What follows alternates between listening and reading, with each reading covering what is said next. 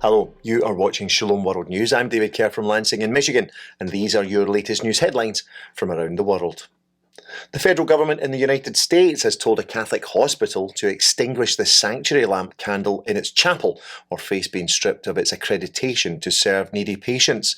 The order has been issued by the Centers for Medicare and Medicaid Services, which is a federal agency under the Department of Health and Human Services. They are ordering St. Francis Health System in Oklahoma to snuff out the candle after one of its contractors responsible for accrediting hospitals deemed that it represented a fire hazard.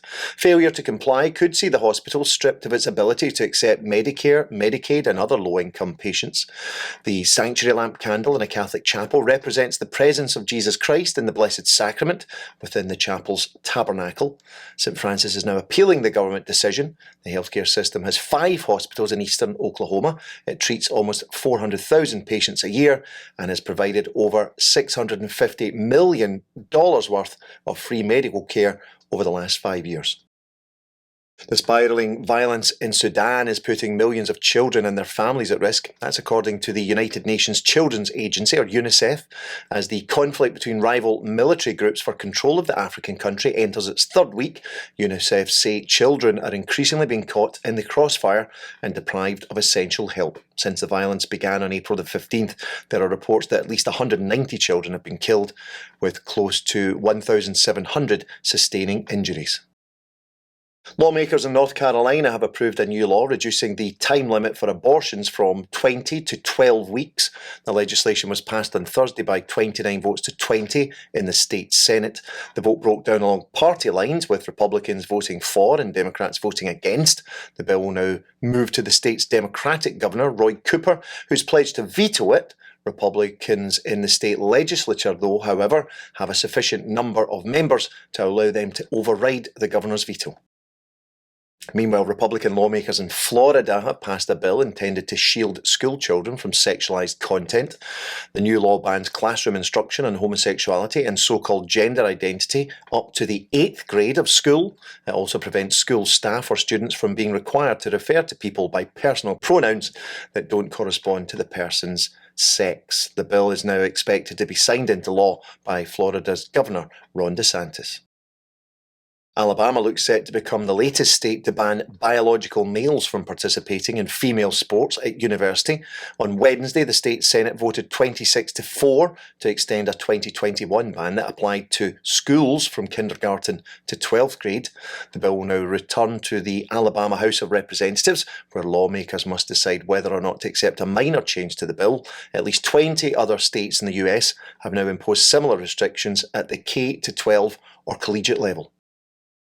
At least 6 people have lost their lives during riots in the northeastern Indian state of Manipur between different ethnic groups, with at least 25 churches being destroyed or damaged. This week has seen thousands of people, the majority of them Christian, fleeing their homes while businesses have gone up in flames.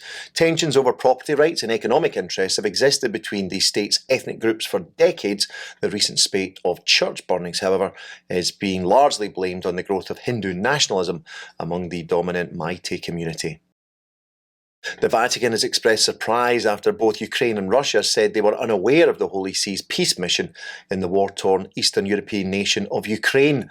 The Vatican Secretary of State, Cardinal Pietro Parolin, says that to his knowledge, both countries are aware of the peace mission initiated by the Holy See. Meanwhile, the Ukrainian president is calling for the establishment of a new war crimes tribunal to prosecute Russia for its actions in Ukraine.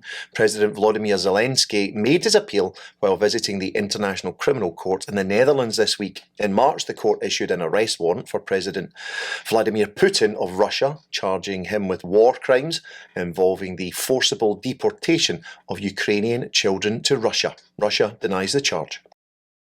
Pope Francis has expressed his sorrow after floods and landslides killed at least 136 people in Rwanda and Uganda. In a telegram issued to the papal nuncio in Rwanda on Thursday, the Holy Father said that he was deeply saddened to learn of the loss of life and destruction caused by the flooding in the western and northern provinces of Rwanda, where over 5,000 homes have also been destroyed. The 2 African nations have been experiencing heavy and sustained rains since late March. Meanwhile, the Hungarian president has expressed her gratitude to the Pope for his recent apostolic visit to the Central European nation. Speaking in a video message posted on Twitter, President Katalin Novak said that the Pope Francis had confirmed the faith of the Hungarian people and had given encouragement to Hungary's defence of marriage and the family. The Holy Father made his three-day visit to Hungary from April the 28th to the 30th. The military junta in Myanmar have pardoned over 2,000 prisoners ahead of a significant Buddhist festival. Ever since the military seized power in the Asian country more than 2 years ago, it has imprisoned dissenters. Amnesty has now been granted, though, to some 2,153 such prisoners ahead of the Quezon Full Moon Day festival that marks the birth of the Buddha. Myanmar is a Buddhist majority country. The military government say the pardons were granted for the peaceful mind of the people and on humanitarian grounds. Finally, the Order of Malta has elected a new Grand Master. He's John Dunlap, a 66-year-old Canadian lawyer. He was sworn in on May the 3rd and will hold office for the next 10 years. The Sovereign Military Order of Malta is both a lay religious order of the Catholic Church and a sovereign state subject to international law. The position of Grand Master has been vacant since 2020. And that's your latest headlines for now. Do join us for more tomorrow. You can also join us at swnews.org for news updates. Shalom.